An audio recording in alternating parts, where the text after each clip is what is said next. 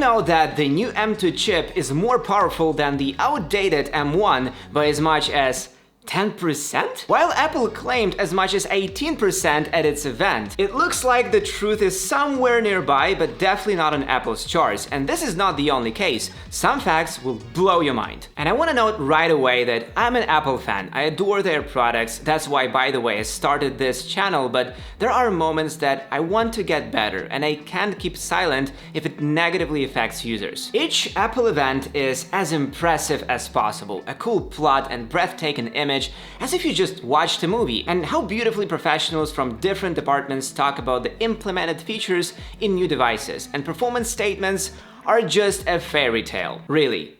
A fairy tale. Apple always presents comparison charts to our attention. These charts were especially impressive with the reveal of M1, when there was just an impressive increase in performance, or for example comparing the M1 Ultra with the NVIDIA GeForce RTX 3090 is just fantastic. Many of course take Apple's word for it. How can such a big company lie at its own events? For this audience, I recommend reading the book Thinking Fast and Slow by Daniel Kahneman. He describes one very common cognitive distortion, which is abbreviated YCAT. What you see is all that is. He defines it as a tendency to jump to conclusions from limited data. In other words, we're talking about the fact that easily accessible information is perceived as the most significant or true, and the visible part is taken as the whole. And the guys from Apple perfectly understand how it works, and they use it to trick us, but I'm here to tell it like it is. Remember how with the reveal of the iPhone 12, Apple decided to remove the charger from the package. They presented it as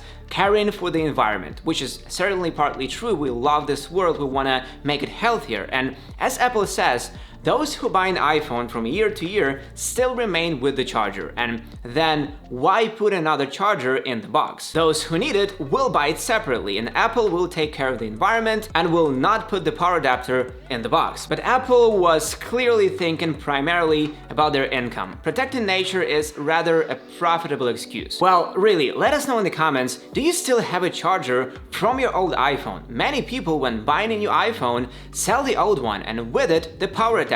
Plus, the charger, like the phone, wears out. Its resources are not infinite. And if you don't believe me, then just look at what Daily Mail said in March of this year. Apple makes an extra £5 billion by no longer providing chargers and earphones with its new iPhones. In this case, we're talking about the time interval from the beginning of iPhone deliveries in a simpler configuration. Since then, the company has sold about 190 million smartphones. Experts believe that Apple, whose new iPhones cost up to £1,549, could be saving about £27 on each phone. The analysis takes into account that while the adapters and earphones sell for £19, they are far cheaper to produce. Total gains from removing chargers and earphones, plus reduced shipping costs, could be as high as £5 billion, with an additional estimated £225 million from the sale of accessories. In other words, we're simply left with no choice but an iPhone, buy a charger. But today we're talking about something else, about performance. And to keep your Mac's performance on the same level over time, you need to keep it clean. And you can keep your Mac clean quite easily. You can do it manually, or you can use a tool that cleans it up for you. For example, a tool from a company called Trend Micro, which is the sponsor of today's video. The app is called Cleaner One Pro, and the way it works is beautifully simple. It helps you manage your storage, remove those unnecessary files in seconds. They also added a great toolbar feature for monitoring CPU, network, memory management. When you click on this toolbar icon, this window appears, and the first one here is memory usage. We can click on Optimize, and just like so, it frees it up for you. And the most important thing over here is junk files. But before we hit clean, let's open up the System Optimizer. And Smart Scan is my favorite. You just click scan and it will look for junk files, big files, similar photos, all that stuff. As you can see, I have lots of files that should be cleaned right away, so you go to the sections on the left and clean it up one by one. Also the App Manager, which is gonna help you remove a certain app completely. Simply dragging and dropping an app to the trash bin is usually not enough to uninstall it, but from this Startup Manager, you're able to delete any app instantly. So if you want to find out more about Cleaner One Pro, click the link in the description below. Charts at Apple events are based on benchmarks and unfortunately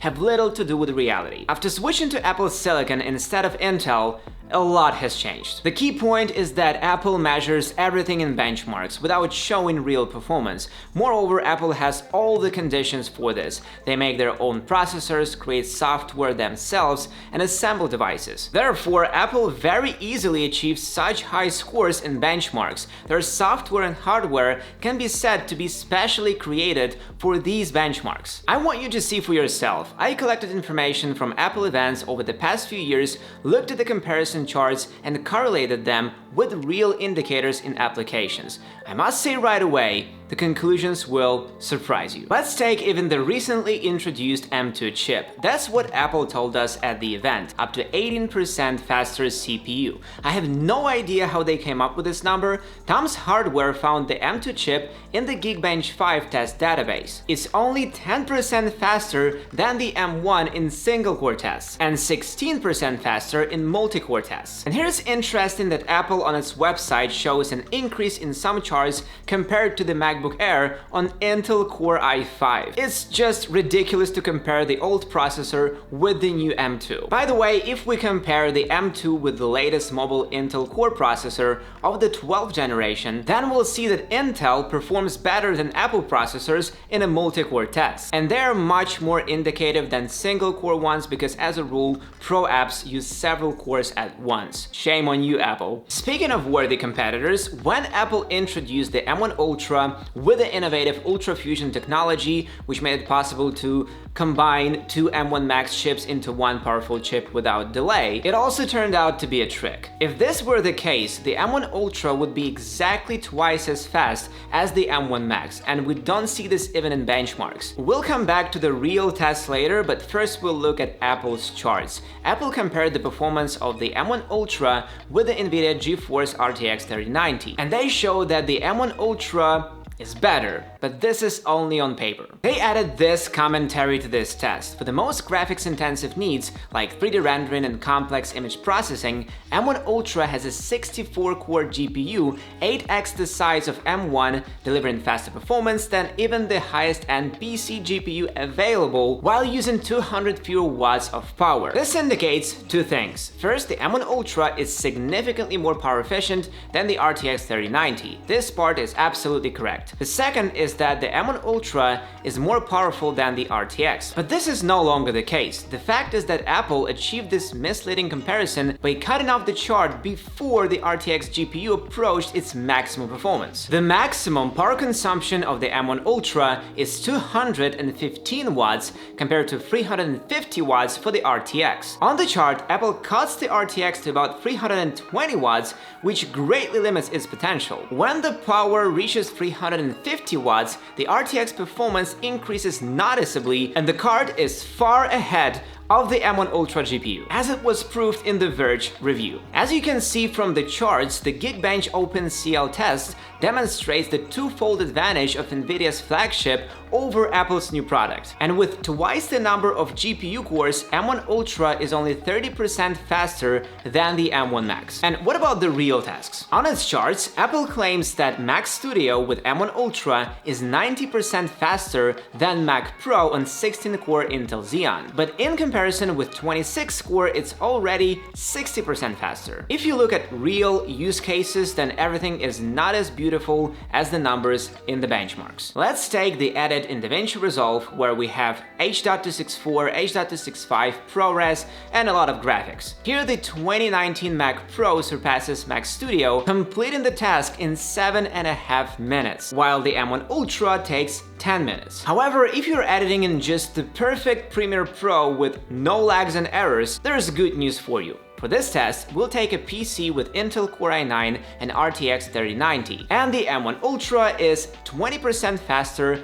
than the PC, and twice as fast as the M1 Max. This is a good indicator. This is exactly where the new chip gives the result. Now let's go back to 3D for a while. Everything is quite interesting here. Let's compare in Blender Mac Studio, the 14-inch MacBook Pro with M1 Max, and the same PC. The PC is 5 times faster. You can say that Blender Blender is not optimized to work with Apple Silicon, but guys, let's be honest, we need to compare everything, especially the available applications, and Blender is a great free 3D application. And what about Apple's Xcode app? We don't see any twofold increase. The difference is only 2.5 minutes. Maybe we should have been looking for a twofold increase when we compared the M1 with the M1 Ultra.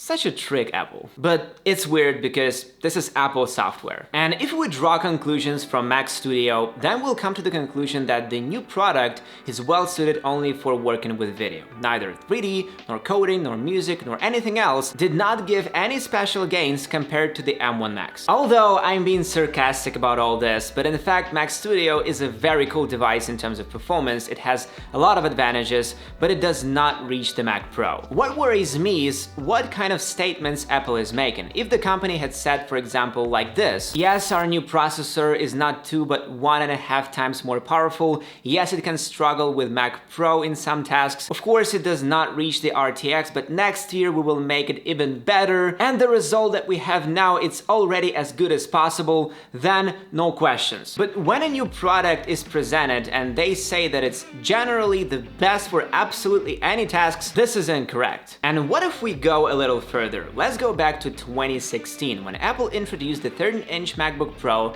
and said that the battery life is up to 10 hours. However, Consumer Reports stated that Apple laptops work no more than 5 hours. At first, users complained about the problem, but no one listened to them. After that, the Consumer Reports edition came with a review of the device, and then the hype rose. Even Philip Schiller, Senior Vice President of Marketing at Apple, drew attention to this on Twitter and asked to talk about testing methods. At first, everyone was tricked at the event, then they didn't listen to users, and as serious guys took this up, they immediately changed their mind. If Steve Jobs had seen this, he would definitely not have been happy about this scenario, but despite all this, everyone loves Apple anyway, and I love Apple. We'll keep on buying their products, but if everything goes too far, as in the case of the 2016 MacBook Pro, then Apple is definitely waiting for a period of severe turbulence. Why not give honest tests and everyone will be delighted? Okay, I understand marketing, but it's not cool when marketing starts to outweigh the product. In short, this approach of this app works faster, it means several times faster everywhere, and in general, it's the most powerful product, should be replaced with something more fair. Thank you for your attention, guys. Do not forget about YCAT,